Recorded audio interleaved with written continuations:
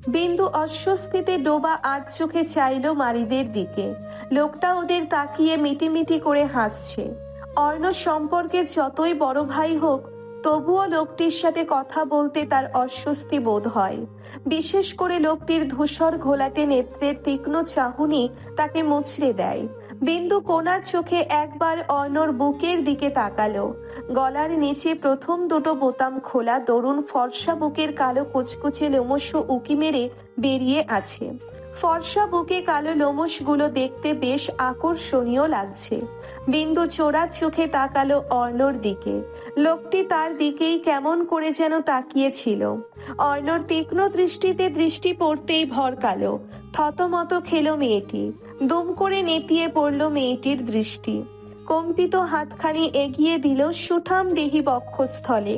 থর ধরিয়ে কাপা হাতখানা রাখলো অর্ণর বুক পকেটের ওপরে। ধীরে সুস্থে আঙ্গুলগুলো পুড়ে দিল বুক পকেটের ভাঁজের মধ্যস্থানে। একটি অ্যাপেল খচিত বাটন ফোন আর কিছু খুচরো টাকা বেরিয়ে এলো পকেট হতে। লোকটির কথা মতো তো এগুলো নিল। এখন এগুলো সে কি করবে? তবে তাকে কষ্ট করে কিছুই বলতে হলো না। তার আগেই গম্ভীর গলায় শুধালো অর্ণ, এগুলো তোর কাছে রাখ, চাইলে ফোন দেখতে পারিস। শুধু কেউ ফোন দিলে ধরবি না, আর না কেটে দিবি। যা ঘরে যা, উঠানের বাহিরে যেন আর না দেখি। নিজের বুলিটুকু ছেড়েই বড় বড় পা ফেলে এগিয়ে যেতে থাকে বাড়ির বাইরে। মারিদও চলল ওই পথেই। বিন্দু একবার অর্ণর গমন পথে চাই, তো একবার হাতের মুঠোয় অর্ণর ফোন আর টাকার দিকে চাই। মেয়েটির চোখে মুখে বিস্ময়, দৃষ্টিতে অবাক আর হতভম্ব। চাইলে ফোন দেখতে পারিস? এত ভালো হলো কবে? এই বেটা হনুমান মুখ লোক হতেই পারে না। নিশ্চয়ই নদীতে থাকা বুড়ি হনুমান মুখ লোকটিকে নিয়ে চম্পট দিয়েছে। এই বেটা কিছুতেই অর্ণ হতেই পারে না। কে গো মা তুমি? হতভম্ব বিন্দুর আকাশ কুসুম কল্পনার অবসান ঘটিয়ে তার কর্ণ স্পর্শ করে একটা মহিলা কণ্ঠস্বর। অর্ধবয়স্ক এক মহিলা, আধ পৌড়ো করে পড়ে আছে একখানা বেগুনি রঙের সুতির কাপড়। হিন্দু সালাম দিল, মৃদুস্বরে বলল, মাদির ভাইয়ের বন্ধু অর্ণ আছে না, আমি তার বোন। ভদ্র মহিলা হেসে বললেন, তুমি অর্ণর বোন? হায় খোদা, আমি চিনবার পারি নাই। দেখো পোলার কাণ্ড, বোনদের নিয়ে আইসে আমাগুলোকে পরিচয় করাইয়া দিবে না? তা তোমার নাম কি মা? তোমার বাপ মা কেমন আছে? মহিলার এত প্রশ্ন আর গদগদ আত্মহারা কথায় কিঞ্চিত ভরকায় বিন্দু। মহিলাটির কথায় বোঝা যায় অর্ণর পূর্ব পরিচিত লোক। বিন্দু মাথা নাড়িয়ে পুনরায় ক্ষীণ স্বরে বলে, জি, আমার নাম নাজিবা বিন্দু। মা বাবাও ভালো আছে। মেয়েটির মুখ ছিঁড়ে অস্পষ্ট সুরে বেরিয়ে এলো বাবা শব্দটি। তার জন্মদাতা যেখানে আছে সেখানে ভালো মন্দ খবর পাওয়া মানব জীবনের সাধ্যের বাইরে। নিজের অজান্তেই সাজ্জাদ রেজাকে বাবা বলে সমর্থন করেছে সে। বিন্দুর ভাবনার মধ্যেই মহিলা ফের বলে ওঠে, তুমি এখানে একলা একলা কি করো মা? রুমে ভালো লাগছিল না, তাই একটু বাইরে বাতাসে বের হলাম। বড্ড বিনয়ী কণ্ঠে বলল বিন্দু। কথাখানা শুনেই ভদ্র মহিলা কাউকে হাঁক ছেড়ে ডাকলো, লতা, মেরি, সুন্দরী, কোথায় তোরা? এদিকে আয়। বাড়িতে এতগুলা শিয়ানা মায়া থাকতে তোমার একলা থাকা লাগবে কেন? ভদ্র মহিলার কথা শেষ হতে না হতেই 3-4টে মেয়ে ছুটে এলো। দুটো মেয়ে বিন্দুর সমবয়সী, আর দুটোর হবে হয়তো 13-14 বছরের। ওরা এসে দাঁড়াতেই মহিলা শুধালো, এই হলো আমাগো মেহমান, তোগোর বোন লাগে। ওরে তোদের সঙ্গে সঙ্গেই রাখবি, নতুন আইছে, কিছু চেনে না, সুবিধা অসুবিধা খেয়াল রাখবি। ওদের সঙ্গে থাহো মা, ঘুরে ফিরে আহো, ভালো লাগবে। এক রাশ মমতাময়ী গলাতে কথাগুলো বলে নিজের কাজে ছুটে গেলেন ভদ্র মহিলা। তার নাম পরিচয় কিছুই জানা হলো না মেয়েটির। বড্ড সহজ সরল মানুষ ভদ্র মহিলা। মেয়েগুলোর সাথে পরিচয় হলো বিন্দুর। দুটো এবারে টেনে উঠেছে, আর দুটো এইটে। গ্রামের চঞ্চল মেয়েগুলো পেয়ে বিন্দুর একাকিত্ব লেজ গুটিয়ে পালালো। ওদের মধ্যে থেকে সুন্দরী করে মেয়েটি বলে উঠল, আইচা শহরে আপা চলো। মেয়েটির নাম সুন্দরী হলেও তার গায়ের রংটা একেবারেই বিপরীত। শ্যামলা বললেও ভুল হবে, কালো তার গায়ের রং।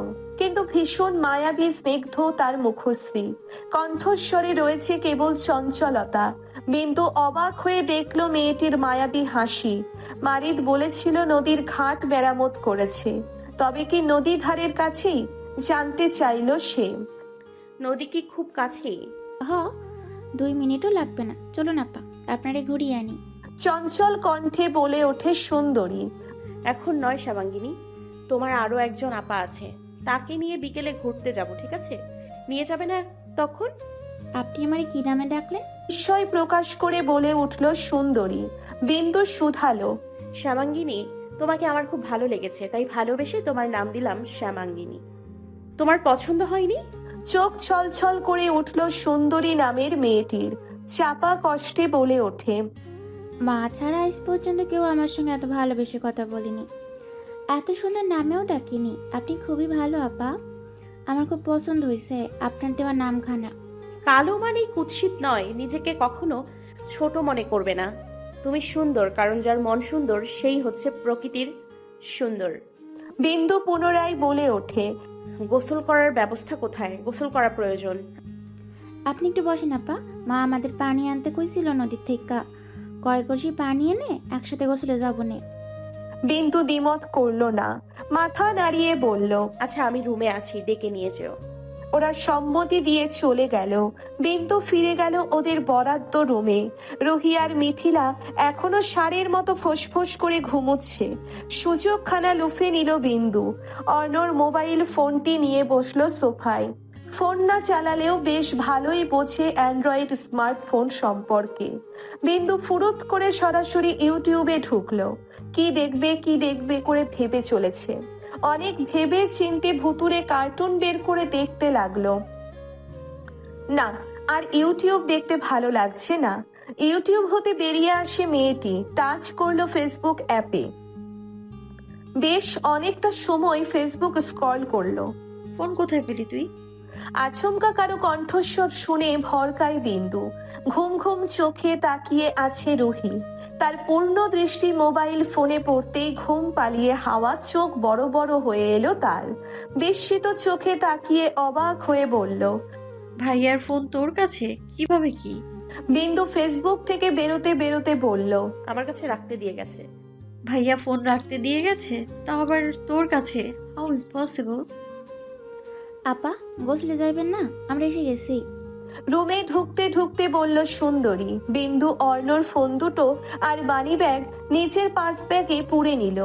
ব্যাগ হতে কাপড় চোপড় বের করতে রুহিকে বলল। কাপড় চোপড় বের কর, গোসলে যাব। সম্মতি দিল রুহি। গোসল করা প্রয়োজন, শরীরটা কেমন ম্যাচ করছে। নিজের ব্যাগের দিকে পা বাড়ায় সে। তারা মিথিলা আপুকেও ডাকি, একা একা কিছু চিনবে না সে। নিচে ফ্লোর করে চারপাশে মরিয়ে আছে টিনের বেড়া। গোসলখানায় ঢুকে নাক সিটকায় মিথিলা। এইখানে এসে গোসল করবে? ইম্পসিবল। সে নাক চেপে ধরে বলল। এখানে গোসল করা আমার পক্ষে সম্ভব নয়। বাড়ির ভেতরে কি আর ওয়াশরুম নেই?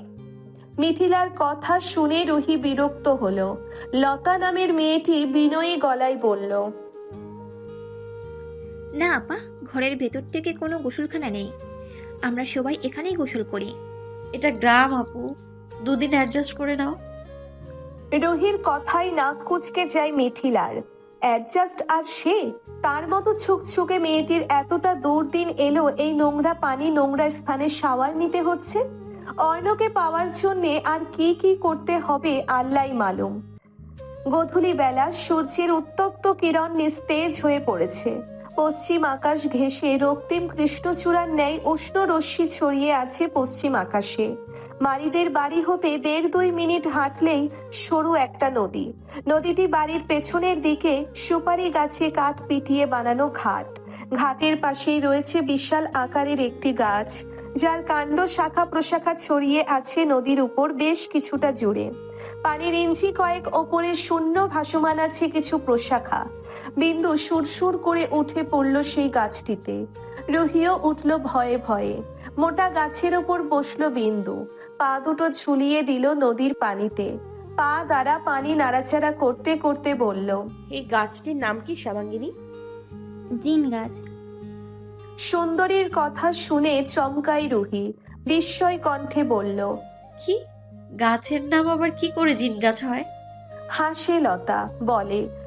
ভয় পাওয়ার কিছু নেই আপু, এটা একটা নাম মাত্র। কারা রেখেছে, কেন রেখেছে তা তো আর আমি জানি না। কোথায় কি নামে বলে জানি না। আমাদের এলাকায় এই গাছটিকে জিন গাছ বলে। বিন্দু পানি নিয়ে খেলা করতে করতে বলল। নদীটি খুব সুন্দর, দুপাশে কি সুন্দর গাছপালা, প্রকৃতির সাথে খুব মিল নদীটার নাম কি শ্যামাঙ্গিনী? শ্রীমন্ত নদী আপা। সঙ্গে সঙ্গেই উত্তর দিল সুন্দরী নামের মেয়েটি। রুহি মুগ্ধ দৃষ্টিতে চারিপাশে তাকিয়ে বলল। অনেক সুন্দর তো তোমাদের গ্রামটা। ওই দিকটায় আরো সুন্দর সুন্দর জায়গা আছে, যাবেন আপা? ওই দিকটাই আরো সুন্দর সুন্দর জায়গা আছে, যাবে না পা? লতার কথা শুনেই লাফিয়ে উঠে দাঁড়ালো বিন্দু। গাছ থেকে নামতে নামতে বলল। সত্যি? তবে চলো। রুহিও উঠে দাঁড়ালো। মিথিলা গাছে চড়েনি, নদীর তীরে দাঁড়িয়ে সেলফি তুলেছে। লতা আর সুন্দরী আর চোখে বারংবার তাকাচ্ছে মিথিলার দিকে। জিন্স প্যান্ট আর একটি ফিনফিনে পাতলা শার্ট মিথিলার গতরে। শার্টখানা এতটাই পাতলা যে ভেতরের অন্তর্বাস পর্যন্ত দেখা যাচ্ছে। গ্রামে এই ধরনের পোশাক বড্ড লজ্জার ও সমালোচনার ছাড়া কিছুই নয়। মিথিলার পোশাক দেখে লতা সুন্দরী মেয়ে হয়েও লজ্জা লাগছে।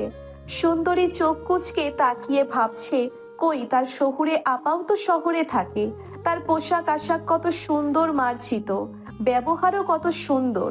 মিথিলা তাদের সাথে আসছে থেকে খালি বিরক্তিকর মেজাজ দেখাচ্ছে। কথায় কথায় চটাং চটাং করে চলেছে। অহংকারী অহংকারী তার ভাষণে। রুহি বিন্দু লতাদের সঙ্গে আগে আগে হাঁটছে, মিথিলা পেছন পেছন হাঁটছে। গ্রামের এই মন মাতানো বসন্তের হাওয়া, পাখির মিষ্টি কণ্ঠের গান, ক্ষেত ভরা দোল খাওয়া ফসল, সবকিছুতেই ক্ষণে ক্ষণে মুগ্ধ হচ্ছে রুহি বিন্দু। তবে মিথিলার চোখে মুখে বিরক্ত ছাড়া কিছুই দেখা যাচ্ছে না। ভেবেছিল এখানে আসলে অর্ণর কাছাকাছি থাকতে পারবে, কিন্তু সেটা হচ্ছে কই? আসার পর থেকে এখনো পর্যন্ত অর্ণর সাথে দেখাই হয়নি। তাই তো অর্ণর খোঁজে এদের সাথে বাহিরে এলো, ভেবেছে অর্ণর দেখা পাবে। তবে অর্ণর টিকিটাও দেখা যাচ্ছে না। একা রুমেও বা কতক্ষণ থাকা যায়? তাই নিরুপায় হয়ে ওদের পিছু পিছু হাঁটলো। চারপাশে খোলা মাঠ, মধ্যে একটি বিলের মতো স্থান, সনসনে বাতাস, পাখির কিচির মিচির শব্দ, বেশ মনোরম দৃশ্য। বিন্দুর দৃষ্টি আটকে গেল নাম না জানা ফুলে। ঝিলের অর্ধেক অংশ জুড়েই রয়েছে নানা ধরনের ফুল। বিন্দু একটা ফুল ছিঁড়ে হাতে তুলে নিল, অবাক গলায় বলল। এটা কি ফুল শ্যামাঙ্গিনী? কইতে পারি না আপা, শুকনার দিন আসলেই বিলে বা রাস্তার ধারে এগুলা ফুটে। এগুলো কেউ লায় না আপা, এমনি এমনি ফুটে। সুন্দরীর কথা শুনে বিস্মিত হলো রুহি। কি বলো এগুলো আগাছা? এত সুন্দর ফুল, আচ্ছা চারা নিয়ে গেলে ফুল ধরবে না? লতা সুন্দরী হাসে রুহির কথা শুনে। লতা হেসে বলে। না আপা, এইগুলো হলো মৌসুমী ফুল, মানে শুধু শুকনো দিনেই ফোটে, বর্ষা দিনে মরে যায়, আবার খরাই দিনে বিলে বা বাড়ির আঙিনায় জন্মায়। অবিকল সূর্যমুখী ফুলের মতো ফুল, আকারে একেবারেই ক্ষুদ্র। বিন্দু একটা ফুল ছিঁড়ে হাতে তুলে নিল, কানে গুজতে গুজতে রুহিকে বলল। ঘাসের উপর বসে একটা ছবি তোলো। আসার সময় অর্ণর অ্যান্ড্রয়েড ফোনটা নিয়ে এসেছে, ভেবেছে দেখা হলে যদি চাই তাহলে দেওয়া যাবে। এখন ফোনটা তার কাজে লেগে গেল। গ্রুপ ফটো সহ বিভিন্ন অ্যাঙ্গেলে বেশ কিছু ছবি তুলল। ক্ষেতের মাঝে গুটি কয়েক মহিলা পুরুষ এক স্থানে জড়সড় হয়ে কিছু একটা করছে। বিন্দুর কৌতূহল জাগলো, তর্জনী দিয়ে ইশারা করলো সেথায়। কৌতূহলী গলায় শুধালো। ওখানে তারা গোল হয়ে কি করছে শ্যামাঙ্গিনী?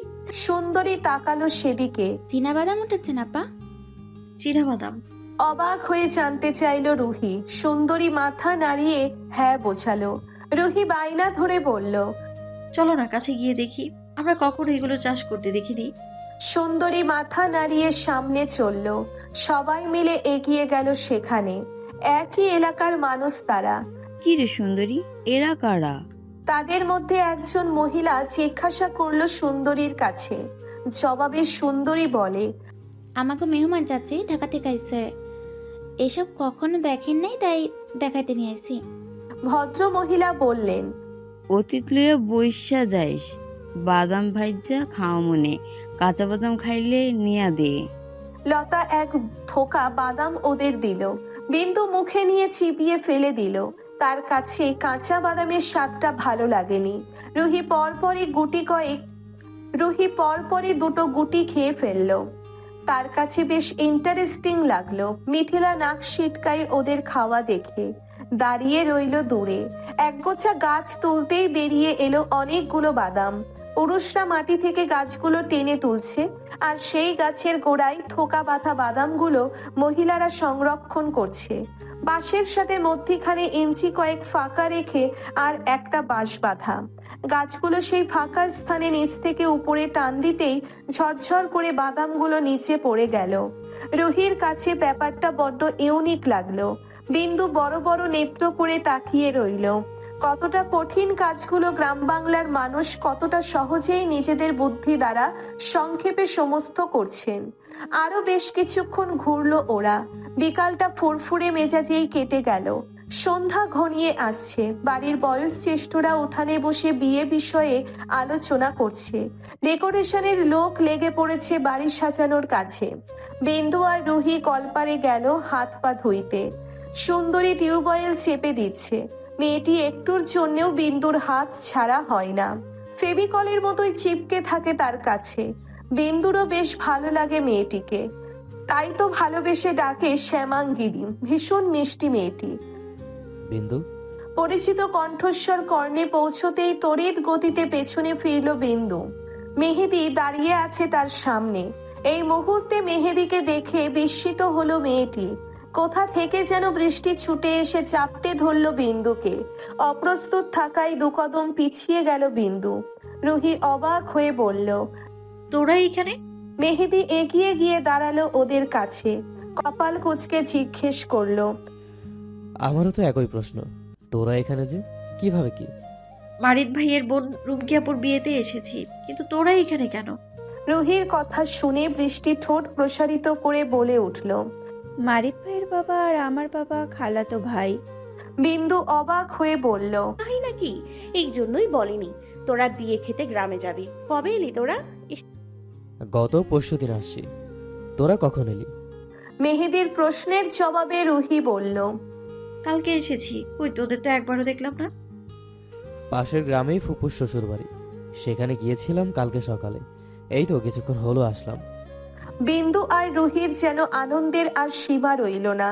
তারা স্বপ্নেও ভাবেনি এখানে এসে বৃষ্টি আর মেহেদিকে পাবে। এটা একেবারেই অপ্রত্যাশিত ছিল।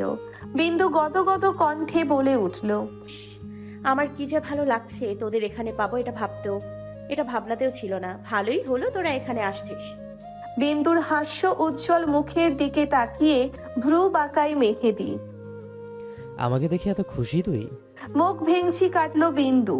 মুখ ঝামটে বলল, তোকে দেখে কে খুশি হয়েছে? আমি তো আমার মেঘ বৃষ্টিকে পেয়ে ভীষণ খুশি, ভীষণ উৎফুল্ল হয়েছি। মেহেদি কপাল কুঁচকে তাকালো বিন্দুর পানে। এই ভর সন্ধ্যা এখানে কি করছিস তোরা? আচমকা অর্ণর কণ্ঠস্বর শুনে চমকে উঠল বিন্দু। কালো শার্ট, কালো প্যান্ট, পায়ে লেদারের শুজ পরিহিত অর্ণ দাঁড়িয়ে আছে। সাথে আছে মারিদ, সাদিয়ার অভি। রুহি আমতা আমতা করে বলল, হাত পা ধোয়ার জন্য এসেছি ভাইয়া। অর্ণর ভ্রু কুচকানো তীক্ষ্ণ দৃষ্টি মেহেদির দিকে। মেহেদি সালাম দিয়ে বলল, আসসালামু আলাইকুম। কেমন আছেন ভাইয়া? ওয়ালাইকুম আসসালাম, ভালো। গম্ভীর গলায় শুধালো অর্ণ। মেহেদি হেসে পুনরায় বলল, আমি স্বপ্নেও ভাবিনি এখানে এসে আপনাদের সাথে দেখা হবে। ওদের পেয়ে খুবই ভালো লাগলো। ছুটিটা জমে যাবে। আমার লাগেনি, ঘরে চল, ফোন লাগবে আমার। শেষের কথাটা বিন্দুর উদ্দেশ্যে বলেই গটগট করে বাড়ির মধ্যে চলে গেল অর্ণ। মেহেদি চোখ ছোট ছোট করে তাকিয়ে রইল অর্ণর গমন পথে। সাদি পায়ের কাছে প্যান্ট গুটিয়ে কিছুটা ওপরে উঠালো। কলপারের দিকে অগ্রসর হয়ে গম্ভীর গলায় শুধোয়, এদিকে আয়, হাঁপানো রোগী। নাক মুখ কুচকে তাকিয়ে পেছন পেছন নিঃশব্দে এগিয়ে গেল রুহি। বিরক্ত হয়ে বলল, কি সমস্যা আপনার? আমাকে না চালালে ভালো লাগে না আপনার? এই প্রথম একটা মনের কথা বললে। তোকে না চালালে আমার ভালোই লাগে না। কেমন ভাই আপনি? আমার মতো ছোট্ট কিউট একটা বাচ্চাকে এইভাবে জ্বালাতে কষ্ট হয় না আপনার? চোখ ছোট ছোট করে মেয়েটির দিকে তাকালো সাদি, মনে মনে বলল, কষ্ট তো হচ্ছে জান, তোর এই কিউট রসালো ঠোঁট দেখলেই কষ্ট হয়, ছুঁয়ে দিতে ইচ্ছে হয়। নেহাত পিচ্ছি তাই বেঁচে যাচ্ছিস, আর গতকাল নিজের ভার্জিনারিতে লাগাম টানতে হবে, আল্লাহ মালুম। রুহি চোখ কুচকে তাকিয়ে আছে ছেলেটির দিকে। সাদি ধমক দিয়ে বলল, তুই কিউট কে বললো? যে বলেছে তার চোখে ডাক্তার দেখাতে বলিস। বলদের মতো তাকিয়ে আছিস কেন? কলচাপ। রুহি কথা বাড়ায় না। সে যে কথা বললেও কোনো লাভ হবে না, কথায় কথা বাড়বে, তারপর মুড়োয় গিয়ে সেই ঠকবে। রুহি টিউবওয়েলের হাতল চাপলো। সাদি হাত মুখ ধুলো। রুহি তাকালো সাদির দিকে, হাঁ করে কিছু বলতে চাইলো, তার আগেই সাদি এক এলাহি কাণ্ড ঘটিয়ে ফেললো। রুহি হাঁ করতেই সাদি নিজের মুখের পানে কুলকুচি করে দিল মেয়েটির মুখের ভেতর। চমকালো ভরকালো রুহি মুখ থেকে বেরিয়ে এলো।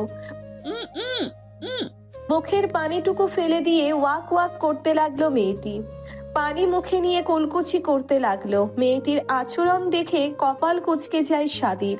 গমগমে গলায় বিড়বিড় করে বলে ওঠে সে, যাও বাবা, একেবারে প্রেগনেন্ট হয়ে গেলে। এটা আপনি কি করলেন? এগুলো কি ধরনের আচরণ? রাগে খুবই ফুঁসছে রুহি। ঝলসে দেওয়া দৃষ্টি দিয়ে যেন সাদিকে পুড়িয়ে দিতে চায়। সাদি ডোন্ট কেয়ার ভাব নিল, না জানার ভান করে বলল, কি করেছে? মজা করছেন আপনি? কি করেছেন জানেন না আপনি? করে দেখাতে হবে? রাগে ফোঁস করতে করতে বলল রুহি। সাদি বলল, না, জানি না, করে দেখ। রুহি সত্যি সত্যি অবিশ্বাস্য কীর্তি ঘটিয়ে ফেলে। মুখে পানি নিয়ে কুলকুচি করে দিল সাদির মুখে। বেচারা হা করে কথা বলার দরুন পুরো পানিটা মুখে চলে গেল। আকস্মিক এমন কিছু ঘটাই হকচকায় সাদি। সাদির থতমত খাওয়া মুখখানা দেখে রুহি মিটমিট করে হাসে। এবার দেখো চান্দু কেমন লাগে। সাদি প্রথমে হতবাক হলেও পরক্ষণেই ছেলেটির ঠোঁট প্রসারিত হলো। মুচকি হাসলো সে। বড্ড অবলীলায় মুখের পানিটুকু গিলে খেয়ে নিল। এমন ভঙ্গিতে খেলো মনে হচ্ছে কোনো সুস্বাদু খাদ্য খেলো। অতঃপর রুহির দিকে তাকিয়ে বাঁকা হেসে বলল, নাইস টেস্ট। আশা করি খুব শীঘ্রই পুরোটা টেস্ট করতে পারবো। বলেই শীষ বাজাতে বাজাতে চলে গেল।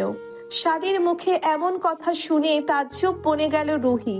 ভেবেছিল লোকটিকে উচিত শিক্ষা দিয়ে জব্দ করবে, এখন উল্টো সেই জব্দ হয়ে স্তব্ধ হয়ে দাঁড়িয়ে আছে। গ্রামের মোড়ে মেলা হচ্ছে। রুহি, বিন্দু, লতা, বৃষ্টি, সুন্দরী সহ সবাই আসলো মেলায়। মেয়েগুলো আগে আগে হাঁটছে। তাদের পেছনে রয়েছে সাদি, মারিদ, অর্ণ, অভি, তাদের বয়সী আরো দুটো ছেলে। সম্পর্কে তারা মারিদের চাচাতো ভাই। মেয়েরা আগে আগে গেলেও মিথিলা আর একটা মেয়ে পেছনে পড়ে আছে। মেয়েটির সাথে গতকাল রাতে পরিচয় হয়েছে। ঢাকা বিশ্ববিদ্যালয়ে পড়ে। মারিদের কোনো এক আত্মীয়। ক্যাটাগরি অবিকল মিথিলা। পোশাক আচরণ সবটাতেই রয়েছে মিল। তাই তো জমে ক্ষীর। বাংলা প্রবাদ আছে না, রতনে রতন চেনে শিয়ালে চেনে কচু। মিথিলার কোনা দৃষ্টি অর্ণর দিকে। ধূসর রঙের শার্ট খানায় দ্বিগুণ সুদর্শন লাগছে তাকে। মিথিলা নিজের দৃষ্টি সংযত করতে পারছে না। তার ইচ্ছে করছে গিয়ে অর্ণর ঠোঁটে কামড়ে দিতে। বিন্দু, দেখ তো চুড়িগুলো সুন্দর না? নীল রেশমি চুড়ি বিন্দুর সামনে ঝুলিয়ে ধরলো রুহি। বিন্দু নেড়ে চেড়ে দেখে বলল, হ্যাঁ খুব সুন্দর, ভালো লাগলে নিয়ে নে। বিন্দু খেয়াল করলো সবাই এটা সেটা ধরলেও সুন্দরী কিছুই ধরে দেখছে না, শুধু চোখ বোলাচ্ছে। বিন্দু কণ্ঠ খাদে নামিয়ে জানতে চেয়ে শুধালো, কি সমস্যা তোমার? কিছু নিচ্ছ না যে? মলিন হাসলো সুন্দরী। আমতা আমতা করে বলল, এগুলো আমার পছন্দ হচ্ছে না আপা, আপনারা নেন, আমি দেখি। আপা ডাকো অথচ আপার সাথে মিথ্যা কথা বলো। আমার ঢের ভালো মনে আছে তুমি বলেছিলে তোমার মাটির গহনা চুড়ি খুব পছন্দের। তাহলে শ্যামাঙ্গিনী তার আপার সাথে মিথ্যা কথা কেন বললো? সুন্দরী মাথা নিচু করে ফেললো। মারিদের বাবার মতো তার বাবার অত টাকা নেই। ছোট্ট একটা মুদির দোকান থেকে আর কতই বা আয় হয়।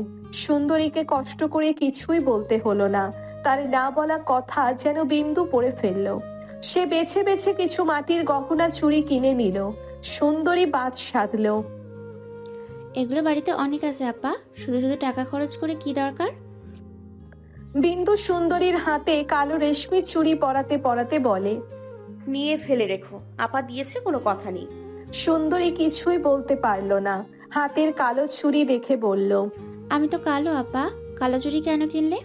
কে বলেছে তুমি কালো? তুমি স্নিগ্ধ। আর যেন না শুনি, আর যেন না শুনি তুমি নিজেকে ছোট কুৎসিত মনে করো, তাহলে আপা কিন্তু খুব রাগ করবে, বুঝতে পেরেছো? সুন্দরী মাথা নাড়িয়ে বলল, হ্যাঁ বুঝেছি। মানুষের কিচিরমিচির শব্দে মিথিলার মাথা ধরে আসছে। যার জন্যে এত আত্মত্যাগ সে কই? কাঙ্ক্ষিত পুরুষের মুখখানা দেখে হাসি ফুটে উঠল মিথিলার ঠোঁটে। ছুটে গিয়ে দাঁড়ালো অর্ণর সামনে। কোনো কথাবার্তা না বলেই তার বাহু জড়িয়ে টেনে নিয়ে গেল একটি চুড়ির দোকানে। একজোড়া চুড়ি দেখিয়ে গদগদ কণ্ঠে বলল, এই চুড়ি জোড়া কেমন হবে অর্ণ? আমাকে কিছু চুড়ি পছন্দ করে দাও না, আমি ঠিক পছন্দ করতে পারছি না। অর্ণ বিরক্তি হয়ে নিজেকে ছাড়িয়ে নিল, শান্ত স্বরে বলল, এসব মেয়ালা কিছু আমি বুঝি না, তুই অন্য কাউকে ডেকে নে। নিজের বলিটুকু ছেড়েই বড় বড় পা ফেলে চলে গেল। অর্ণর প্রস্থান পানে চেয়ে আছে মিথিলা, চোখে মুখে তার জেদ ক্ষোভ। এই চুড়িটার একটু বড় সাইজ হবে ভাইয়া? এক মুঠো টকটকে লাল রেশমি চুড়ি দোকানদারকে দেখিয়ে বলল বিন্দু। কতবার ট্রাই করে দেখেছে, তার হাতে ঢুকছেই না। 25-26 বছরের দোকানদারটা বিনয়ী গলায় বলল, এটার বড় হবে না আপু, ওইটা আপনার হাতে যাবে। চুড়িগুলো আমার কাছে দিন আপু, আমি পরিয়ে দিচ্ছি। বিন্দু হাত বাড়িয়ে দিল দোকানের দিকে। ছেলেটি যখনই বিন্দুর হাতে চুড়ি পরিয়ে দিতে যাবে, ঠিক তখনই কেউ বাজের মতো ছোঁ মেরে নিয়ে নিল চুড়িগুলো। পোক্ত এক হাত দিয়ে বিন্দুর আঙ্গুলগুলো একত্রিত করে অন্য হাত দিয়ে বিন্দুর হাতে চুড়ি পরিয়ে দিচ্ছে। আকস্মিক এমন অনাকাঙ্ক্ষিত কাজে চমকায় ভরকায় বিন্দু। নেত্রপল্লব বড় বড় হয়ে এলো। বিস্ময় দৃষ্টিতে তাকালো অর্ণর দিকে। গম্ভীর মুখশ্রী, কানের ফোন কাঁধের সঙ্গে চাপিয়ে রাখা, মাথা কাত করে ফোনটি কাঁধের সাথে চেপে ধরে কারোর সাথে কথা বলছে। মুখের এক্সপ্রেশন দেখে মনে হচ্ছে সে ভাজা মাছটাও উল্টে খেতে জানে না। একদম স্বাভাবিকভাবে পরিয়ে দিচ্ছে চুড়িগুলো। এতটাই দক্ষ হাতে চুড়ি পরিয়ে দিচ্ছে, মনে হচ্ছে আরো অনেকবার এই কাজ করেছে। বিন্দু হাঁসফাঁস করে। অস্বস্তি অপ্রস্তুত লেনিনে আড়ষ্ট হয়ে মিইয়ে গেল। দূর থেকে এই দৃশ্য দেখে কেউ জ্বলে পুড়ে ছারখার হয়ে গেল। অগ্নিশিখা চক্ষু ওদের দিকে যেন পুড়িয়ে দিবে সব, যেন তার দৃষ্টিতে বিন্দু ছারখার হবে। অর্ণ শেষ চুড়িটা বিন্দুর হাতে পরিয়ে দিতে দিতে রুহির উদ্দেশ্যে গম্ভীর গলায় শুধালো, আর কি কি নেবে ঝটপট নাও, বাসায় ফিরবো। রুহি এতক্ষণ অবিশ্বাস্য চোখে তাকিয়েছিল অর্ণর পানে। তার বিশ্বাসই হচ্ছে না তার ভাই নিজে থেকেই বিন্দুকে সাহায্য করতে এসেছে। তবে ভাইয়ের মুখে বাসায় ফিরবো শুনেই অমনি মুখটা ফ্যাকাশে হয়ে গেল। মেয়েটি মন খারাপ করে বলল, প্লিজ আর কিছুক্ষণ থাকি না ভাইয়া, গ্রামের মেলা দেখতে খুব ভালো লাগছে আমার। তাছাড়া এখনো তো কেনাকাটাই করতে পারিনি। অর্ণর হাতের বাঁধন শীতল হতেই ছিটকে দূরে সরে গেল বিন্দু। অর্ণ সেটা দেখলো, তবে গায়ে মাখলো না। সে রুহির দিকে তাকিয়ে কপাল টান টান করে গম্ভীর ও শান্ত গলায় শুধালো, কি কি নেবে বলো, আমি কিনে দিচ্ছি। আরে বাবা, কি কিনবো সেটা কি বাসা থেকে ঠিক করে এসেছি নাকি? ঘুরবো, দেখবো, তারপর যেটা ভালো লাগবে কিনবো। তুমি থাকো, আমরা একটু ওই দিকটায় ঘুরে আসি। কথাটা বলেই বিন্দুর হাত ধরে অন্য সাইডে নিয়ে গেল। বেচারি বিন্দুও স্বস্তির নিঃশ্বাস ছাড়ল। অর্ণ চাইল দোকানদারের পানে, গম্ভীর গলায় বলল, কত টাকা হয়েছে? অর্ণর তীক্ষ্ণ দৃষ্টি দেখে ভড়কে গেল দোকানদার। অর্ণর গম্ভীর গলায় কিছু একটা ছিল। লোকটা আমতা আমতা করলো, আপু তোর সব টাকা পরিশোধ করে গেছে, শুধু চুরির দাম 120 টাকা হয়েছে। অর্ণর কাছে 20 টাকা ভাঙতি টাকা না থাকায় 150 টাকা দিয়ে চলে গেল। লোকটি একবার টাকার দিকে তাকালো, তো একবার অর্ণর প্রস্থানের দিকে। মনে মনে ভাবলো, না, যতটা খারাপ ভেবেছিলাম ততটাও খারাপ না। তুমি কি লোকটাকে ভালোবাসো? প্রণালী নামের মেয়েটি জানতে চাইল। মিথিলা অর্ণর থেকে দৃষ্টি সরিয়ে তাকালো প্রণালীর দিকে। চোখে মুখে যেন তার আগুনের শিখা। মিথিলার এমন দৃষ্টিতে ভড়কে গেল মেয়েটি। আমতা আমতা করে বলল, না মানে তোমার দৃষ্টিভঙ্গিতে কেস করেছি। ওকে আমি ছাড়বো না, অনেক সহ্য করেছি আমি, আর না।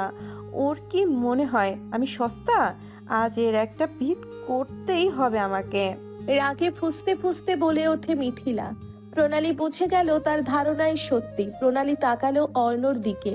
সুঠাম দেহে সুদর্শন পুরুষ, এক দেখাতেই প্রেমে পড়ার মতো হ্যান্ডসাম। প্রণালী অর্ণর দিকে তাকিয়েই প্রশ্ন করলো, যার জন্য তোমার মন চলে এসে জানে সে খবর? না। প্রণালী কিছুটা অবাক হয়ে বলল, সে কি, এত ভালোবাসো অথচ এখনো নিজের অনুভূতি তাকে বলতে পারোনি? শোনো, এসব বেশি দেরি করতে নেই। দেখা গেল তুমি বলতে বলতে সে অন্য কারো হয়ে গেল, তখন তার থেকে তাকে জানিয়ে দাও নিজের অনুভূতি। প্রণালীর কথা শুনে মনে ভয় ঢুকে পড়ল মিথিলার। এই প্রথম সে কারো কথা শুনলো।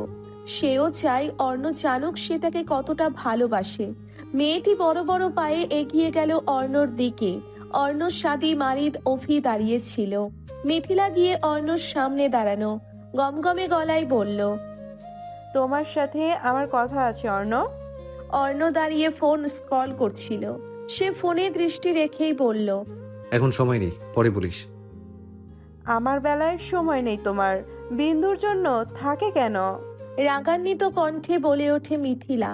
তার কণ্ঠে যেন অধিকার বোধ। কপাল টান টান করলো অর্ণ, গম্ভীর গলায় বলল, কৈফিয়ত চাইছিস? বাট তুই ভুল জায়গায় আসলি। শেখ নওফিল অর্ণ কাউকে কৈফিয়ত দিতে পছন্দ করে না। এখন এখান থেকে যা, তোর সাথে অযথা কথা বলার সময় নেই আমার। অর্ণর কথা শোনা মাত্রই তেলে বেগুনে জ্বলে উঠল মিথিলা। আমার জন্য তোমার সময় থাকে না, রাস্তার মেয়েদের জন্য তো ঠিকই সময় পাও। তুমি জেনে বুঝে আমাকে ইগনোর করছো, তাই না? ফোন হতে দৃষ্টি সরালো অর্ণ। তীক্ষ্ণ দৃষ্টিতে তাকালো মিথিলার দিকে। ভ্রু কুচকে গম্ভীর গলায় শুধালো, কি জানার কথা বলছিস? আর রাস্তার মেয়েটাকে? মজা করছো আমার সাথে? আমি জানি তুমি ঠিকই বুঝতে পারো আমি তোমাকে ভালোবাসি, আর সেটা জেনে বুঝে আমাকে ইগনোর করছো। But why? I really love you Arno. আমি তোমাকে ভালোবাসি, খুব ভালোবাসি। তুমি কেন আমাকে এড়িয়ে চলো? কেন আমার থেকে প্রায়োরিটি অনেক বেশি দাও? ফোন হতে দৃষ্টি সরালো অর্ণ। তীক্ষ্ণ দৃষ্টিতে তাকালো মিথিলার দিকে। ভ্রু কুচকে গম্ভীর গলায় শুধালো। পরিস্থিতি থমথমে অবস্থায়। অর্ণ ফোঁস করে শ্বাস টানল। মিথিলার ভাবভঙ্গি দেখেই তার তুখর মস্তিষ্ক পড়ে ফেলেছিল সবটাই। কিন্তু মিথিলার জন্যে তার মনে কিছুই নেই। মিথিলার মতো মেয়ে তার পছন্দের তালিকার বাইরে। অর্ণ শান্ত গলায় বলে উঠল, ভালোবাসা ভুল কিছু নয়, তবে তুই ভুল মানুষকে ভালোবেসেছিস।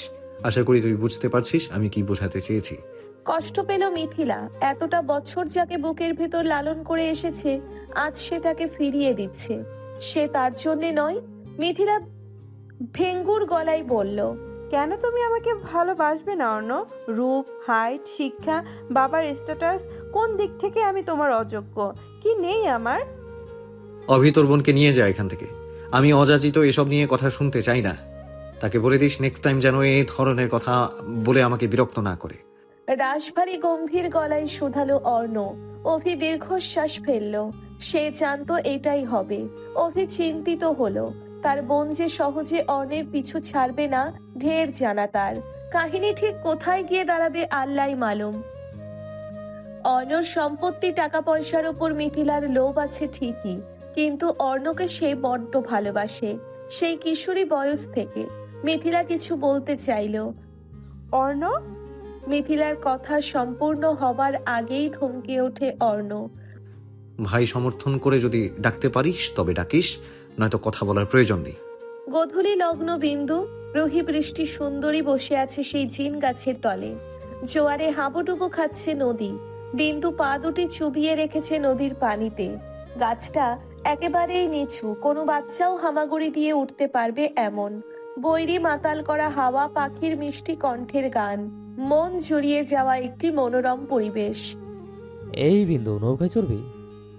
আচমকা মেহেদির উচ্চ কণ্ঠস্বর শুনে হকচকায় মেয়েগুলো।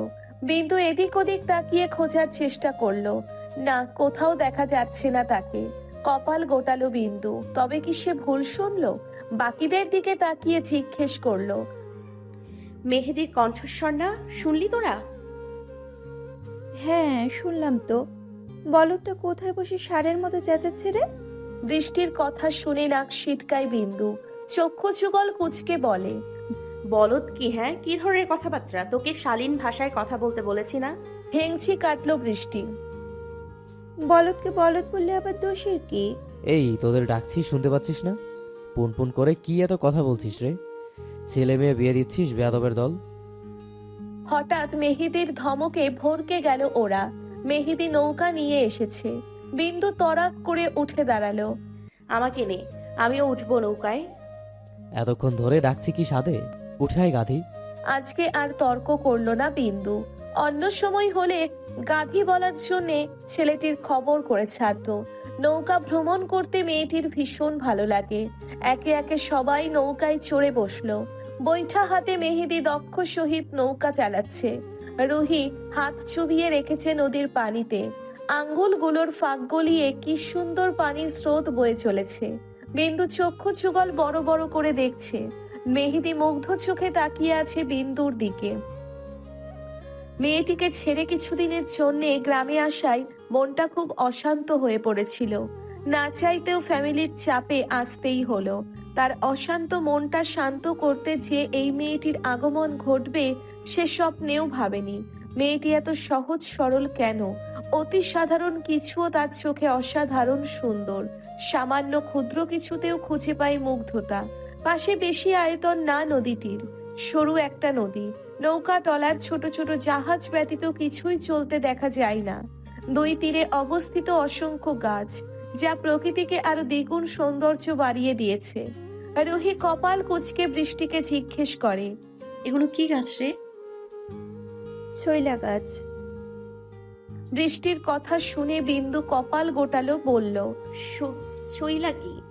এ আবার কেমন নাম? এই যে গাছগুলো দেখছো আপা, এই গাছে যে ফল ধরে এইটার নামই সৈলা। হেল্লাইগা এই গাছরে আমরা চেল্লা গাছ কই। তোমরা কখনো সৈলা খাওনি? সুন্দরীর কথার পিষ্টে মাথা নাড়িয়ে না বোঝালো রুহি আর বিন্দু। খাবে কি? তারা কোনোদিন নামই শোনেনি। মেহেদি এক পলক চাইলো বিন্দুর দিকে, তারপর বলল, এখন এই ফলের সিজন চলে গেছে, সিজনে আসা হলে নিয়ে দেবো না। একটা পরন্ত বিকেল, নদীর স্রোত নিস্তেজ হয়ে পড়েছে। সময়টা থমকে আছে। নৌকার উপর মাথায় বসে বিন্দু হাত ডুবিয়ে রেখেছে নদীতে। চক্ষু যুগল বন্ধ করে মুহূর্তটা অনুভব করছে। চলন্ত বৈঠা থেমে আছে। মেহেদির চক্ষু আটকে আছে বিন্দুতে। সে নিজেও জানে না তার সাথে হচ্ছেটা কি। এই বোকা মেয়েটিকে দেখতে তার এত ভালো লাগছে কেন? কেন মেয়েটিকে এক পলক দেখার জন্য ছটফট করে সে? রুহি বৃষ্টিও তো তার ফ্রেন্ড, কই তাদের বেলায় তো এসব হয় না। নিজের অনুভূতি নিয়ে বড্ড বিপাকে ছেলেটি। এটা মোহ, ভালো লাগা, নাকি ভালোবাসা? এ যেন নিজের সাথে নিজের যুদ্ধ, নিজের ভেতর পালিত অনুভূতির সাথে নীরব যুদ্ধ। মস্তিষ্ক বলে তুই ভয়ঙ্কর প্রণয়ে জড়িয়ে পড়ছিস, যা তোর জন্য একেবারেই অনুচিত। মন কি আর সেই কথার ধার ধারে? মনের মাঝে তো শুধুই মেয়েটির বসবাস। ধরিত্রে জুড়ে রৌদ্রের তীব্রতা বহুক্ষণ আগেই ম্রিয়মান হয়েছে। গ্রামের ছোট্ট বাড়িটি সেজে উঠেছে ঝাড়বাতি আর লাইটিংয়ে। উঠানে হলুদের আয়োজন চলছে। মহিলারা শিলপাটা নিয়ে গোল হয়ে বসেছে। তারা একত্রিত হয়ে মুখ দিয়ে সুমিষ্ট সুর তুলছে আগেরকার দিনের বিয়ের গীত। বাড়ির সামনেই আছে ঘাট বাঁধানো বিশাল এক পুকুর। সেই অন্ধকার পুকুর ঘাটে জলজল করছে নিভু নিভু আগুনের ফুলকি। অর্ণ তীক্ষ্ণ দৃষ্টি ফোনের ডিলিট অপশনের কিছু ফটোতে। তোর মনে ঠিক কে চলছে সত্যি করে বলতো? শাদির কথা শুনে ভ্রু বাঁকায় অর্ণ, গম্ভীর গলায় শুধালো, কি চলার কথা বলছিস? মারিদ বলল, কি চলে সেটা তো তুই বলবি। তুই কি বিন্দুর সাথে সম্পর্কটা সামনে এগিয়ে নিতে চাস? এমনটা মনে হওয়ার রিজন কি? অর্ণ নির্লিপ্ত ভঙ্গিতে বলল কথাখানা। শাদি বিরক্ত হয়ে বলল, তুই বোঝাতে চাস ওর জন্য তোর মনে কিছু নেই, তবে ওকে কেউ ছুঁলে তোর প্রবলেম হচ্ছে কেন?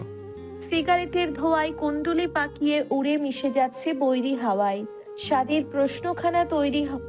শাদির প্রশ্নখানা বৈরী হাওয়ায় মিলিয়ে যায়। যার থেকে উত্তর চাই সে একেবারেই নির্লিপ্ত। নির্বাক ভঙ্গিতে একের পর এক সুখ টান দিচ্ছে সিগারেটে। না, আর দমে থাকতে পারলো না তারা। সাদি এবার বলেই ফেললো। তুই কোনোভাবে ওকে ভালোবেসে ফেলিস নি তো? এবার সঙ্গে সঙ্গেই গম্ভীর স্বরে উত্তর আসলো। হুম, আমার বাড়ির মেয়েও, ওর সাথে জড়িয়ে আছে আমার পরিবারের সম্মান, এতটুকুই আমার দায়িত্ব, এনাফ। মারিদ সাদি দম করে নিঃশ্বাস ছাড়ল। এর দ্বারা কাউকে ভালোবাসা অসম্ভব। এর মধ্যে ভালোবাসা টালোবাসা কিচ্ছু নেই। তবুও কোথাও এক টুকরো আশার আলো বেঁধেছিল তারা। সাদি অর্ণর ফোনখানা নিয়ে রোহিত ছবিগুলো তার ফোনে সেন্ড করে দিল। ছবিগুলো ফোন থেকে ডিলিট করলেও সেগুলো ডিলিট অপশনে জমা হয়েছিল, যেটা বিন্দু তাড়াহুড়োই খেয়াল করেনি। অর্ণ তীক্ষ্ণ দৃষ্টিতে তাকালো সাদির দিকে, রাশ ভারী গম্ভীর গলায় শুধালো। তোকে ওর থেকে দূরে থাকতে বলেছি। ও এখনো ছোট, নিজের অনুভূতি নিয়ন্ত্রণ কর, নয়তো তোর ভালোবাসায় লাথি মারতে আমার সময় লাগবে না। নিজেকে নিয়ন্ত্রণ না করলে এতদিনে মামা হয়ে যেতে। লাথি মেরে পুকুরে ফেলবো, বেয়াদব, কথাবার্তা বুঝে শুনে বল। অর্ণর ধমক উড়িয়ে দিল সাদি। আমার বোনও ছোট, ওর আশেপাশে যেন না দেখি তোকে। কপাল টান টান করে অর্ণ ভ্রু কুচকে গম্ভীর গলায় শুধালো। তোর বোনটা আবার হলো কখন? হয়েছে, আমি বিন্দুকে যেদিন দেখছি সেদিন থেকে মনে মনে আমার বোন ভেবে নিয়েছে। তুই ওর থেকে দূরত্ব মেনটেন করে চলবি। মারিদ সিগারেটের শেষ অংশটুকু পায়ের তলায় পিষে বলল। কি শুরু করলি তোরা? একটু বাজারে যেতে হবে, চল, হলুদের অনুষ্ঠান শুরু হয়ে যাবে, অথচ এখনো মিষ্টি এসে পৌঁছায়নি। সময় গড়িয়ে এখন রাত প্রায় 8টা। ছোট বড় সব মেয়েগুলো সেজেছে বসন্তী রঙে। কে বিন্দু রুহিও বাদ পড়েনি আজ। সেদিনে সেই অর্ধবয়স্ক মহিলা নিজ হাতে পরিয়ে দিয়েছে শাড়ি। মারিদের বড় চাচি, সে অসম্ভব ভালো মানুষ তিনি। বিন্দুর ছিমছাম গতরে জড়িয়েছে বাঙালি স্টাইলে আতপৌড়ে করে বসন্তী শাড়ি, দুহাত ভর্তি কাঁচা ফুলের মালা, চুলগুলো খোপা করে সেথায় গুজে দিয়েছে তাজা ফুলের গাজরা। ডাগর ডাগর আখি পল্লবে লেপটে নিয়েছে মোটা আঁকের কাজল, ঠোঁটে লাগিয়েছে হালকা গোলাপি লিপস্টিক। এতেই যেন মেয়েটির সৌন্দর্য দ্বিগুণ বেড়ে গেল। তার হাস্য উজ্জ্বল মুখশ্রী সূর্যের আলোর ন্যায় জ্বলজ্বল করছে। সাদি কেবলই বাড়িতে ঢুকেছে। প্যান্ডেল পেরিয়ে ভেতরে ঢুকতেই পরিচিত নারীর কণ্ঠস্বর শুনে সেথায় তাকালো। ব্যাস, বেচারা যেন সঙ্গে সঙ্গেই হোঁচট খেয়ে গেল। বড় বড় চক্ষু যুগল করে তাকালো রুহির পানে, যে স্টেজে রুমকির পাশে গোল হয়ে কিছু একটা নিয়ে খিলখিল করে হাসছে। বাসন্তী শাড়ি, খোপা গোজা গোলাপের গাজরা, শুকনো ঢোক গিলতে শুরু করলো সাদি। এই প্রথম এমন আবেদনময়ী রূপে দেখলো মেয়েটিকে। শাড়ি পরায় তরুণ মেয়েটিকে বেশ বড় সড়ো লাগছে। আশ্চর্য, মেয়েটি এত বড় হলো কবে? তার এখনো স্পষ্টভাবে মনে আছে রুহি তখন 6-এ পড়ে। কোনো একটি কাজে গিয়েছে মামার কাছে। সেদিন মামা মামি কেউ ছিল না বাড়িতে। রুহির রুম থেকে কান্নার আওয়াজ শুনে ছুটে গিয়েছিল মেয়েটির রুমে। গিয়ে দেখেছিল সাদি মেয়েটির মাথায় হাত বুলিয়ে আদর করে জিজ্ঞেস করেছিল। রুহি পেটে হাত দিয়ে কান্নাকাটি করছে। সাদি মেয়েটির মাথায় হাত বুলিয়ে আদর করে জিজ্ঞেস করেছিল সে কেন কান্না করছে। আকস্মিক তাকে জড়িয়ে ধরে সে কি কান্না মেয়েটির। বারবার বলছিল সে বাঁচবে না, তার কি যেন হয়েছে। অবুঝ রুহি বিষয়টি না বুঝলেও সময় গড়াতেই সাদি বুঝলো রুহির কান্নার কারণ। সেদিন প্রথমবারের মতো পিরিয়ড হয়েছিল রুহির। সাদি জানে না তার কি হয়েছে। সেদিন মেয়েটি যখন তাকে জড়িয়ে ধরলো তার যেন কি একটা হলো। সেই 4 ফুটের পুচকে মেয়েটি এলোমেলো করে দিল তাকে। 1 দিন 2 দিন করে মাসের পর মাস, বছরের পর বছর গড়িয়ে গেল। তার মনেও মেয়েটির জন্য একটি পোক্ত জায়গা তৈরি হলো। ধ্রুব আকাই সাদি। মেয়েটি কি আজ তাকে মার্ডার করার প্ল্যান করছে নাকি? বেকুব মেয়েটি কি জানে তার উত্তপ্ত অনলে মেয়েটি নিজেই পুড়ে যাবে? এলোমেলো দৃষ্টি ফেললো সাদি, বিড়বিড় করে আওড়ালো। আজকে তোর খবর আছে হাঁপানো ঢোকে। সাদির একরাশ মুগ্ধতায় 1 বালতি জল ঢালতে আবির্ভাব ঘটে সারফরাজের। বেচারা ছোট পেছন চেপে ধরে ছটফট কণ্ঠে বলে ওঠে, ভাইয়া, এই ভাইয়া, আমার সাথে একটু ঘরের পেছনে চলো না, হাগো এসেছে আমার। ব্যাস, সাদির সব মোহ ফুস করে হাওয়ায় উড়ে গেল। প্রাইভেট টাইমে ডিস্টার্ব করাতে বড্ড বিরক্ত হলো সে। রুহির হাসিটাও যেন এবার পাখির কিচির মিচির ন্যায় শব্দে ধ্বনি তুলছে তার কর্ণে। এটাকে এখনই আসতে হলো? ঘরের শত্রু বিভীষণ। চোখ কুচকে ফেললো সাদি, নাক সিটকে ধমকে বলল, এই হাগো কি রে? কে শিখেছে সব ল্যাঙ্গুয়েজ? তাহলে কি বলবো? অবুঝ চোখে তাকিয়ে প্রশ্নখানা করলো সারফরাজ, যেটা শোনা মাত্রই শাদি দিল এক ধমক। এত বড় হয়েছিস, এখনো জানিস না কি বলতে হয়? বলবি টয়লেটে যাব, নয়তো বলবি পটি করব। হাগু কি? এই জন্যই বলবো না গ্রামে আনতে নেই। তোর বন্ধুরা কই? যা তাদের নিয়ে যা, আমার সময় নেই। সারফরাজ শাদির হাত ধরে বলল, সরি ভাইয়া, আমার ভুল হয়েছে, আর বলবো না। বিশ্বাস করো, আমার কোনো দোষ নেই। সব দোষ রুহি আপুর, সে শিখিয়েছে আমায়। ওরা সবাই নাচ গান দেখছে, তাড়াতাড়ি চলো, নয়তো এবার সত্যি সত্যি প্যান্ট খারাপ করে ফেলবা। শাদি বুঝলো বেচারা সত্যি সত্যি প্যান্ট খারাপ করে ফেলার অবস্থায়। সে বিনা বাক্যে এগিয়ে গেল। কলপারের পাশেই টয়লেট। মিনিট খানেকের মধ্যেই রুহি কলপারে এলো, হাতে মুখে তার হলুদের ছড়াছড়ি। কৃত্রিম আলোয় আলোকিত কলপার। শাদিকে সেখানে শটান হয়ে দাঁড়িয়ে থাকতে দেখে রুহি কপাল কুঁচকে জিজ্ঞেস করলো, কোনো সমস্যা সাদ ভাই? এখানে দাঁড়িয়ে আছেন কেন? শাদি তাকালো মেয়েটির পানে, গম্ভীর গলায় শুধালো। অনেক সমস্যা, কাছে বলছে। রুহি সত্যি সত্যি এগিয়ে গেল শাদির কাছে, দূরত্ব রেখে দাঁড়ালো। শাদি আর চোখে মেয়েটির পা থেকে মাথা অব্দি পরক করলো। শুকনো ঢোক গিলল শাদি, গলাটা খাকড়িয়ে গম্ভীর গলায় বলল, শাড়ি পরতে কে বলেছে তোকে? সুন্দরীর মা পরিয়ে দিয়েছে। কেন, ভালো লাগছে না? সহজ সরল কণ্ঠে বলল রুহি। শাদি কপাল টান টান করে বলল, খুবই বাজে দেখাচ্ছে, চেঞ্জ করে আয়, যা। মন খারাপ করে ফেলল রুহি। ইস, কত সুন্দর করে সাজিয়ে দিল ভদ্র মহিলা, আর তাকে দেখতে ভালোই লাগছে না। শাদি চাইলো মেয়েটির দিকে, গম্ভীর গলায় জিজ্ঞেস করলো, সারফারাজকে আজে বাজে ওয়ার্ড শেখাস কেন? ওকেই তো তোর মতো বেকুব বানাতে চাস। কপালদয় কুঁচকে এলো মেয়েটির। আজে বাজে কথা শিখাই মানে কি? লোকটি কি বলল সে বেকুব? রুহি কড়া চোখে তাকালো শাদির দিকে, কিরমির করে বলল, আপনার সমস্যাটা কি? হ্যাঁ, শুধু শুধু ঝগড়া বাঁধাতে আসেন কেন আপনি? আপনি কি বললেন আমি বেকুব? আপনি বেকুব, আপনার দাদা বেকুব, আপনার 14 গোষ্ঠী বেকুব। আমার আর আপনার সাফুকে নিয়ে বাজে কথা বলবেন না, একদম বলে দিলাম। আমি সহ্য করব না, বলে দিলাম।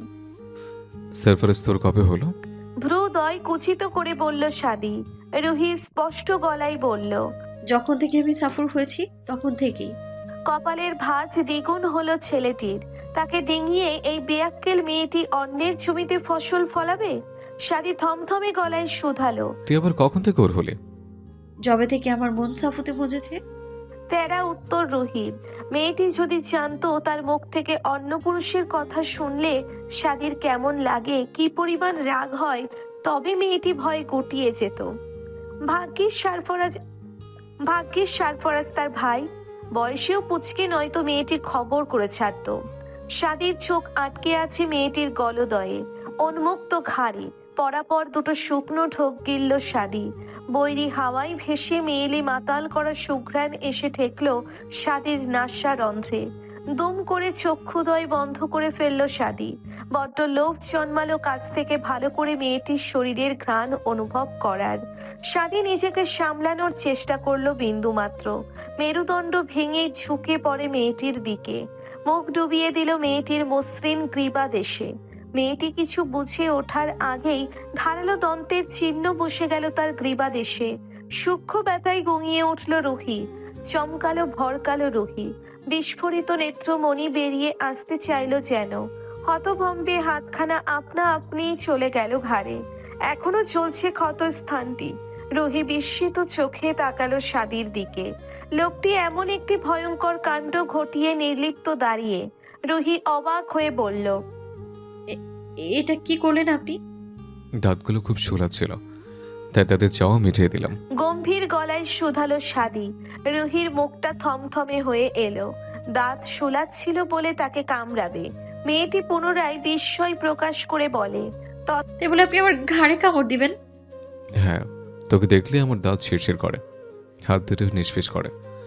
এরপর থেকে আমার সামনে সাবধানে মুখ খুলবি, বুঝলি? কখন কোথায় কামড়ে বসে কে জানে। তক্ষণে সারফরাজ বেরিয়ে হাত পা ধোয়ার জন্য পুকুর ঘাটে গিয়েছে। রুহি এক পলক চাইল শাদির দিকে, চোখ মুখ কুচকে বলল, আপনি কি পাগল? এত জোরে কেউ কামড়ায়? উফ, মনে হচ্ছে মাংস উঠিয়ে খেয়ে ফেলেছেন। শাদি শান্ত চোখে চাইল মেয়েটির পানে, নরম সুরে বলল, বেশি ব্যথা পেয়েছিস? পরের বার থেকে আসতে দেব, যা। চোখ বড় বড় হয়ে যায় মেয়েটির। পরের বার মানে কি? আবার কামড়াবে এই লোক? কেন? মেয়েটি অবাক হয়ে বলল। আপনি কি কিছু খেয়েছেন? কিসব আবল তাবল বলছেন? সব দোষ তোর। তাদের দায়সারা কথা শুনে ললাটে ভাঁজ পড়ল মেয়েটির। আমি আমি আবার কি করলাম? রাতের বেলায় পেতনির মধ্যে সেজেগুজে ঘুরছিস। সে পেতনি ভর করেছে আমায়। আয়, আরেকটা কামড় দে, এবার আসতে দেব, প্রমিস। রুহি মুখটা লটকে চলে যেতে যেতে বলল। আপনি আসলেই একটা মাথা খারাপ আতপাগল লোক। বেশ, আমি যেই শুরু হলো হলুদ পর্ব। একে একে রুমকির গায়ে সবাই হলুদ ছুঁইয়ে দিল। শুরু হলো নাচ গান। সবচেয়ে আকর্ষণীয় যেটা হলো, বাড়ির বয়স্ক মহিলারা একত্রিত হয়ে গীতের তালে তালে নাচছে। বিন্দু রুহি বড় বড় চক্ষু যুগল করে ফ্যাল করে তাকিয়ে আছে। পাশের বাড়ির মানুষজন আসে, নিজেরাও নাচ গানে অংশগ্রহণ করে, মাতিয়ে তোলে মুহূর্তটা। উচ্চ সাউন্ড বক্সের শব্দ ধ্বনিতে কানে পাতালে কিছুই শোনা যাচ্ছে না। বাড়ির কিছু সংখ্যক পুরুষ ছাড়া ছোট বড় সবাই প্যান্ডেলের ভেতরে আসন পেতে বসেছে। বাচ্চা ছেলে মেয়ের নাচ দেখতে থাকা বিন্দুকে টেনে উঠালো লতা সুন্দরীরা। হকচকিয়ে গেল বিন্দু, বারবার বলতে থাকলো, এই না না না, আমি নাচতে পারি না শ্যামাঙ্গিনী। শুনল না তারা, জোর করে নাচার জন্য অনুরোধ করতে লাগলো। সুন্দরীর মা এগিয়ে এলেন, মেয়েদের সাথে তাল মিলিয়ে বললেন, একটা গানে নাইচে দেখাও না মা, নয়তো এরা আজ তোমারে ছাড়বে না। কাদো কাদো মুখে চাইলো তারা পানি। বলল, আমি নাচতে পারি না আন্টি। মিথ্যে কথা বলছিস কেন ফুলের রানী? আন্টিও খুব ভালো ডান্স করতে পারে। বিন্দু চোখ গরম করে তাকালো রুহির পানে। এত মানুষের মধ্যে সে নাচবে অসম্ভব। যদিও এখানে সবাই মেয়ে, তবে কিছু সংখ্যক পুরুষও রয়েছে। বিন্দু ভদ্র মহিলাকে বুঝিয়ে সরিয়ে গিয়ে জানালায় বসলো, তবে সুন্দরী আর লতার পুনরায় টেনে হিঁচড়ে নিয়ে গেল। আর উপায় নেই, বাধ্য হয়ে রাজি হলো বিন্দু। শাড়ির আঁচলটা কোমরে গুজে প্রস্তুত হলো ড্যান্সের জন্য। খুবই নিপুণ দক্ষতায় পুরো গানটিতে পারফরমেন্স করলো বিন্দু। অসম্ভব সুন্দর নৃত্য করে সে। মেহেদি ছিল সাউন্ড বক্সের কাছে, মূলত সেই গান প্লে করে দিচ্ছে। তবে বিন্দুকে ডান্স করতে দেখে তার মোটেই ভালো লাগছে না। তার বয়সী কিছু ছেলে আছে, তারা কেমন ড্যাপডেপিয়ে তাকিয়ে আছে বিন্দুর দিকে। বিষয়টি একটুও ভালো চোখে দেখছে না মেহেদি। তবে বিন্দুরও এখানে কোনো দোষ নেই। সে জানে বিয়ে বাড়িতে এগুলো নগণ্য। বিয়েতে আনন্দ ফুর্তি করা অস্বাভাবিকও নয়। দাঁতে দাঁত চেপে বসে রইল বেচারা। বিন্দুর পারফরমেন্স যখন মধ্যস্থানে, ঠিক তখনই অর্ণ, মারিচ, সাদি, অভি আসলো প্যান্ডেলের সম্মুখে। মাত্রই দুটো গরু জবাই করে আসলো। হাতে পায়ে এবং টি শার্ট ট্রাউজারেও সিটে আছে সেই রক্ত। ওরা এখানে এসেছিল তদারকি করে, দেখছে প্যান্ডেলের ভিতরে খাবার পানির ড্রামগুলো ভরা হয়েছে কিনা। মানুষের করতালি শুনে কৌতূহল নিয়ে এক পলক চেয়েছিল সাদি। অর্ণ তখন ড্রামগুলো চেক করতে ব্যস্ত। ব্যাস, ওরা অর্ণকে ধরে বেঁধে নিয়ে এলো বিন্দুর ডান্স দেখতে। অর্ণ শান্ত ভঙ্গিতে দাঁড়িয়ে দেখলো। চোখের দৃষ্টি তার থেমে থাকা নদীর জলের মতোই শান্ত, অথচ চোয়াল পিষ্ঠ হয়ে গেছে ধারালো দন্তের পিষে। গান শেষ হতেই সবাই হাতে তালি দিল। বাচ্চা ছেলেরা শীষ বাজালো। মেয়েগুলো আবার চেপে ধরলো আর একবার পারফরমেন্স করার জন্য। বিন্দু বারণ করা সত্ত্বেও টানাটানি শুরু করলো। না, মেহেদি আর বসে থাকতে পারলো না। এবার মেয়েগুলো একটু বেশি বাড়াবাড়ি করছে। মেহেদি এগিয়ে গিয়ে দাঁড়ালো ওদের কাছে, রাগান্বিত গলায় দিল এক ধমক। ছেলেটির এক ধমকেই মুখ চুপসে গেল সুন্দরী আর লতার। তারা মন খারাপ করে লেজ গুটিয়ে পালালো তৎক্ষণাৎ। মেহেদি রুহির মাথায় চাপড় মেরে বলল, দেখছিস না ওর অস্বস্তি হচ্ছে? সাহায্য না করে ওদের উস্কে দিচ্ছিস কেন? ও একটু বেশি লাজুক বুঝলি, একটু চালাক চতুর হোক। রুহির কথায় ভ্রুদয় কুচকিত হলো মেহেদির। ও যেমনটি আছে তেমনটিই ঠিক আছে। ওকে তোর মতো বেলাজ বানাতে চাস বেয়াদব মহিলা? মেহেদির কথা শুনেই তেলে বেগুনে জ্বলে উঠল রুহি। ছেলেটির চুল টেনে ধরে বলল, কি? আমি বেলাজ? তোর এত বড় সাহস, তুই আমায় বেলাজ বলিস? তোর নানা বেলাজ, হারামি কোথাকার। মেহেদি নিজেকে ছাড়াতে ছাড়াতে বলে। রুহি ফের কিছু বলতে চাইলো, তবে তার আগেই চাপা কণ্ঠে ধমকে উঠল বিন্দু, থামবি তোরা? কি শুরু করলি বাচ্চাদের মতো? দেখছিস মানুষজন কিভাবে তাকিয়ে আছে, ভুলে যাস না এটা গ্রাম শহর না। গ্রামের কিছু বৃদ্ধ মহিলারা সত্যি সত্যিই তাকিয়েছিল। রুহি ভেংচি কেটে সোজা হয়ে বসলো। মেহেদি তাকালো বিন্দুর দিকে। মেয়েটি আগে থেকেই তাকিয়েছিল, দরুন চোখাচোখি হলো দুজনের। মেহেদি বিন্দুর দিকে তাকিয়ে স্লো ভয়েসে বলল, তুই যেমন আছিস সারা জীবন তেমনই থাকবি, ঠিক আছে? মেহেদির কণ্ঠস্বরে কি যেন একটা ছিল। বিন্দু ভরকে গেল, মাথা নাড়িয়ে সম্মতি দিল থাকবে এমনই। মেহেদি প্যান্টের পকেট হাতড়ে কতগুলো চকোলেট বের করে আনলো। বিন্দুর হাতে ধরিয়ে দিতে দিতে বলল, শাড়িতে বড্ড বাজে দেখাচ্ছে তোকে, গিয়ে পাল্টে ওদের নিয়ে চকলেট খা, আর বাইরে আসার দরকার নেই। মেহেদির কণ্ঠস্বরে ছিল এক অধিকার বোধ, বন্ধুত্বের নাকি অন্য কিছু বুঝলো না মেয়েটা। বিন্দু মুচকি হেসে রুহিকে নিয়ে চলে গেল। তার নিজেরও শাড়িতে বড্ড অস্বস্তিকর ঠেকছে। ওদের মাখো মাখো বন্ধুত্বের লুতুপুতু সবটাই দূর থেকে দেখলো কয়েক জোড়া নেত্র। সাদি মেহেদির দিকে তীক্ষ্ণ দৃষ্টিতে তাকালো। ছেলেটি এখনো বিন্দুর গমন পানে চেয়ে। সাদি জিজ্ঞেস করলো, ছেলেটি কে রে মারিদ? মারিদের দৃষ্টিও মেহেদির পানে। জবাবে সে বলল, মাহবুব আলম আঙ্কেলের ছেলে, ধানমন্ডি থানার ভারপ্রাপ্ত এসআই। একবার গিয়েছিলাম, মনে নেই। ছেলেটির চোখে বিন্দুর জন্য কিছু একটা আছে। সাদির কথা শুনে ললাটে ভাঁজ পড়ে মারিদের। আর চোখে তাকালো অর্ণর দিকে। অর্ণর তীক্ষ্ণ দৃষ্টি ফোনে কোনো মেইল চেক করছে। মারিদ অর্ণকে শুনিয়ে শুনিয়ে বলতে লাগলো, থাকলে অসুবিধা কি? ছেলে আমি ছোটবেলা থেকেই চিনি, যথেষ্ট ভালো ছেলে, বয়স তুলনায় অনেক বেশি ম্যাচিউর, ফ্যামিলি ভালো। তাছাড়া এটা সম্পূর্ণ বিন্দুর ব্যাপার, তার জীবন তার সিদ্ধান্ত, তার কাউকে ভালো লাগতেই পারে, ইটস নর্মাল। সাদি অর্ণর নির্লিপ্ত গম্ভীর মুখের দিকে তাকালো। চোখ মুখ কুচকে বিড়বিড় করে বলল, ভাই বোন দুটোই এক, ভীষণ মিল এদের। একজন রোবট, অন্যজন রেডিও। বিয়ে বাড়ি ঘড়ির কাঁটা ঠিক দুপুর 1টায়। বর এসেছে বলে ছেলে মেয়েরা ছুট লাগিয়েছে গেটে। ব্রাউন রঙের একটা গাউন বিন্দুর শরীরে, ম্যাচিং হিজাব পরা, হালকা সাজগোজ। রুহিও একই পোশাক, একই সাজ, শুধু তার চুলগুলো ঝুটি করে ওড়নাটি গলায় পেঁচিয়ে রাখা। বিন্দু আর রুহির পেছন পেছন হাঁটছে মিথিলা আর প্রণালী। তাদের তীক্ষ্ণ দৃষ্টিতে বিন্দু। গেটের টাকা নিয়ে চললাম দর কষাকষি। মেয়ে পক্ষের দাবি 10,000 টাকা, যেটা ছেলে পক্ষ দিতে একেবারেই নারাজ। রুহি এতক্ষণ চুপচাপ দাঁড়িয়েছিল, এবার সে কিছুটা বিরক্ত হয়ে বলল, এ মিয়া এত কথা কেন বলছেন? বউ নিতে হলে টাকা দিয়ে ঢোকেন, নয়তো যেই দিক থেকে এসছেন সেই দিকেই ফেরত যান। ছেলে পক্ষের থেকে একটা ছেলে হইচই করে বলে উঠল, আহা বিআইন, আপনি এতক্ষণ কোথায় ছিলেন? আরে আমি তো এতক্ষণ আপনাকেই খুঁজছি। ফালতু বকবক রাখেন, টাকা বের করেন।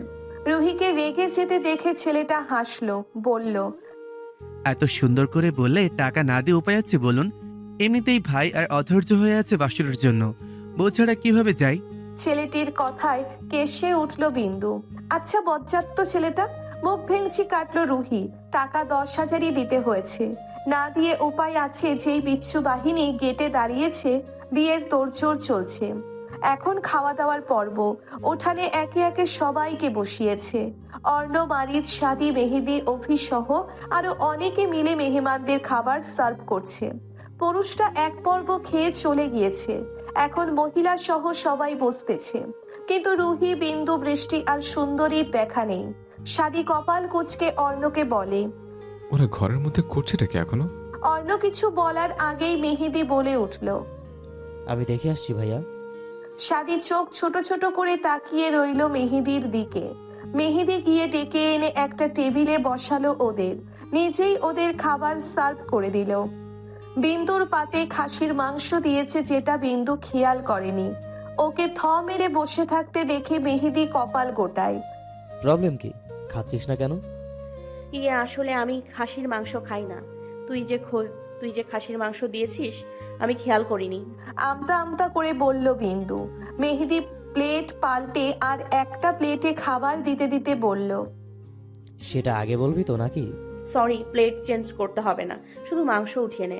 বিন্দুর কথা শুনে মেহেদি পুনরায় বলে, এটা আমি খাই, তুই খা, কিছু লাগলে বলিস, আমি এখানেই আছি। বিন্দু নীরবে মাথা নাড়ল। মেহেদি আগের প্লেট নিয়ে চলে গেল। দৃশ্যটুকু দূর থেকে প্রক্রিয়াহীন চোখে দেখল অর্ণব। একটি কালো মার্সিডিজ গাড়ি শা শা করে ছুটে চলেছে অভিমুখে। গ্রামের রাস্তা পেরিয়ে পাকা সড়কে উঠেছে গাড়িখানা। ড্রাইভারের পাশে বসে আছে সাজ্জাদ রেজা, আর পেছনে রয়েছে বিন্দু, রুহি, মীরা আর সাজেদা বেগম। সাজেদা বেগমের কোলে গুটি গুটি মেরে ঘুমিয়ে আছে সারফরাজ। বিন্দু জানালা দিয়ে বাহিরে তাকিয়ে আছে। বিষণ্ণতা তার মুখখানে। সুন্দরীর জন্য মনটা খারাপ লাগছে। আসার সময় সে কি কান্না মেয়েটির, মনে হয়েছে রুমকির নয়, তার কন্যাদান হচ্ছে।